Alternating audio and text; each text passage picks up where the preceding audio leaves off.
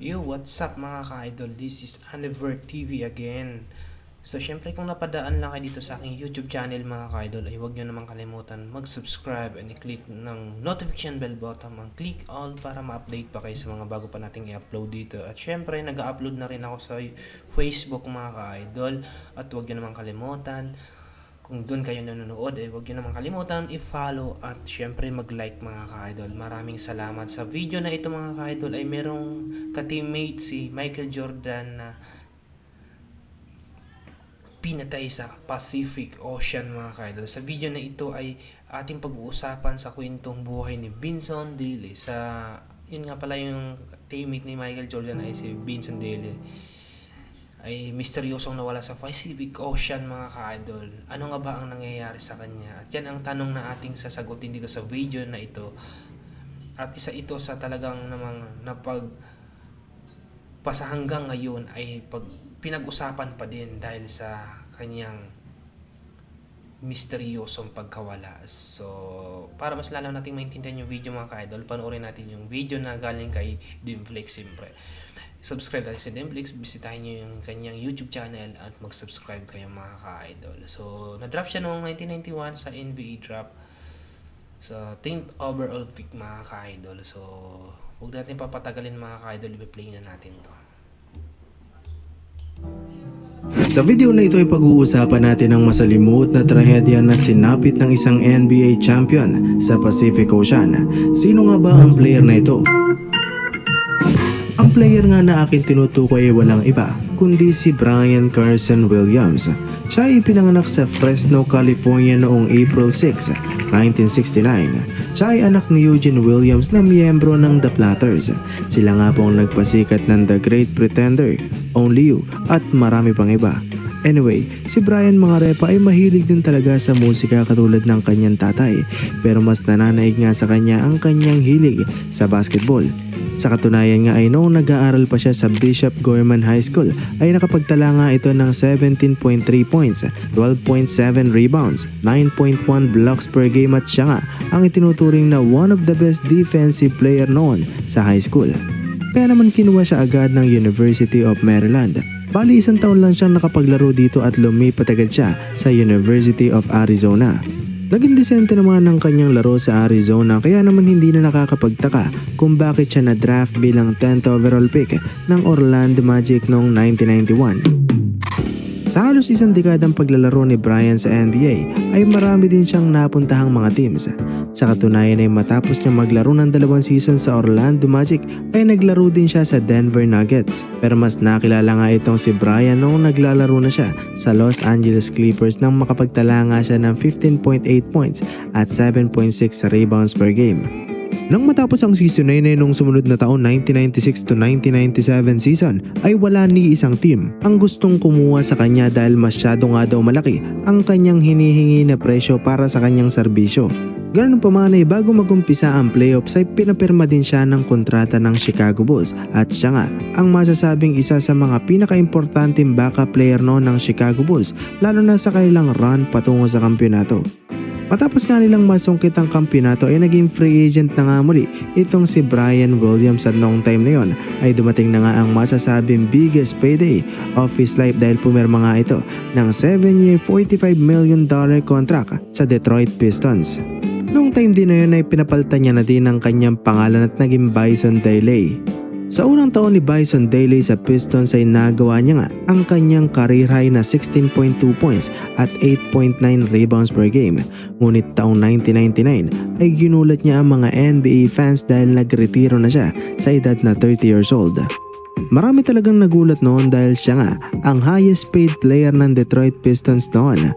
Sa katunayan ay nasa $36 million nga ang kanyang kontratang iniwan. Bukod pa doon ay marami nga ding nang hinayang sa kanyang kalibre dahil nasa prime pa talaga itong si Bison Daly. Ganun pa man ay meron ding ilan na hindi na nagulat sa kanyang desisyon, katulad na lamang ni Tommy Shepard na former media director ng Nuggets at nasabi pa nga niya na Daly was an athlete first but he had an artist heart. Anyway, matapos niyang magretiro ay pinagpatuloy niya nga ang kanyang passion sa musika. siya ay muling tumugtog ng saxophone, violin at trumpet. Nilibot niya din ang mundo kasama ang kanyang girlfriend na si Serena Carlan. Bukod pa doon ay bumili din siya ng barko at pinangalanan niyang Hakuna Matata na mayroong ibig sabihin na no worries. Naging maayos naman ang karamihan ng kanilang mga lakad, ngunit lumipas ang 2 taon nang nangyari na nga ang hindi nila inaasahan. July Dito na mangyayari yung mga idol na dito natin malalaman kung bakit siya pinatay sa Pacific Ocean, mga ka-idol.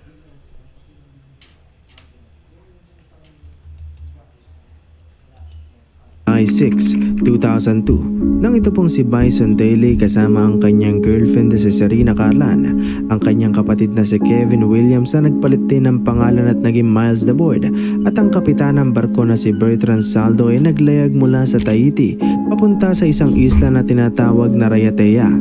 Lumipas ang 2 araw at 3 beses pa ang nakatawag ang kapitan ng barko at itong si Bison Daly sa mainland. Pero simula July 8, 2002 ay hindi na nga ulit sila nakatawag at doon na nga nagumpisa ang misteryosong pagkawala ni Bison Daly. Itong si Miles Aboard na kapatid ni Bison Daly ang natatanging namataan na dumaong sa Tahiti noong July 20, 2002. Lumipas ang ilang mga linggo at nagkaroon ng misteryosong transaction sa isang shop sa Phoenix, Arizona. Meron kasing isang lalaki na nagtangkang bumili ng ginto na nagkakalaga ng $152,000 at siya nga ay nagpapakilalang si Bison Daly. Agara namang pinaalam ito sa financial advisor ni Daly na si Kevin Porter, ngunit laking gulat nito dahil ang nasa likod pala ng transaksyong ito ay walang iba kundi si Miles Aboard. Hinuli at kinulong itong si Miles pero sinabi niya nga na ang nasa likod ng transaksyong iyon ay ang kanyang kapatid na si Bison Daly at siya ay napag-utusan lamang na pick-upin ang gold coins. Dahil wala namang ebidensya para madiin itong si Miles Aboard ay pinakawalan ito ng mga kapulisan. Lumipas ang halos 1 linggo at nalaman na nga ng mga otoridad na itong si Bison Daly at ang 2 pa nilang kasama ay nawawala. And yes mga repa, si Miles Aboard ang pangunahing sospek. Bukod pa doon ay nakita na din ang barko ni Bison Daly sa isang isla sa Mexico. Ngunit iba na ang pangalan at meron ding ilang posibleng tama ng bala. Lalo pang naghinala ang mga otoridad na may ginawang karumal-dumal itong si Aboard dahil tumawag ito sa kanyang nanay at sinabi na hindi niya daw pinatay ang kanyang kapatid at hindi niya daw kayang mabuhay sa kulungan. Matapos ito ay napagalaman ng mga otoridad na tumakas na itong si Miles Aboard sa Mexico. Ngunit habang siya'y tumatakas ay sinabi na nga din ng kanyang girlfriend na si Erica Weiss ang kinuwento sa kanya ni Miles Aboard. Ayon nga daw sa kwento ni Miles Aboard ay nagkaroon daw di umano ng hindi pagkakaintindihan silang magkapatid na nauwi sa pisikalan. Habang sila nagpapambuno ay inaawat daw di umano sila ni Serena Carlan. Ngunit aksidente daw itong nabalya ni Bison Daly na naging dahilan kung bakit nabagok ang ulo nito sa isang matulis na bagay at doon na nga daw binawian ng buhay itong si Serena Carlan. Matapos ito ay nagsalita daw di umano ang kapitan ng barko at sinabi na i-re-report daw ito sa otoridad. Nagalit at tataranta daw itong si Bison Daly kaya naman agaran daw hinataw nito ang kapitan ng barko gamit ang liabe.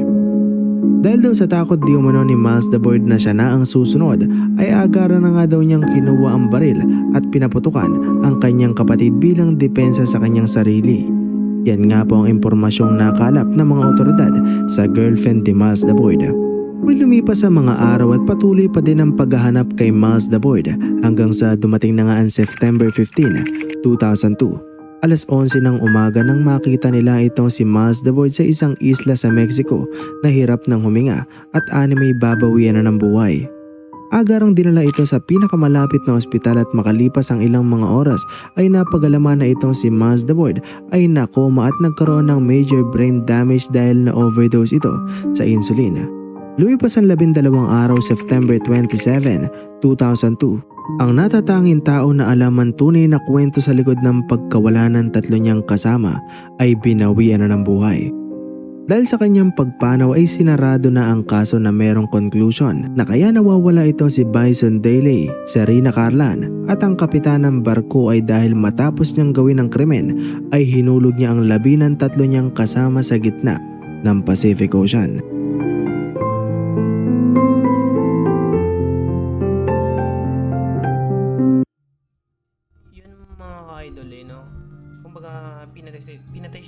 Pacific Ocean. Mukhang meron traidorar na nangyayari mga ka-idol. So, siguro ang gumawa ay ang crew lang sa barko, nakasama lang din niya dun sa paglalayag sa Pacific Ocean mga ka-idol. So yun mga ka-idol, sana naintindihan yung video. Hanggang dito na lang po. Maraming salamat. Sa hindi pa po nakapag-subscribe, mag-subscribe po and mag-like.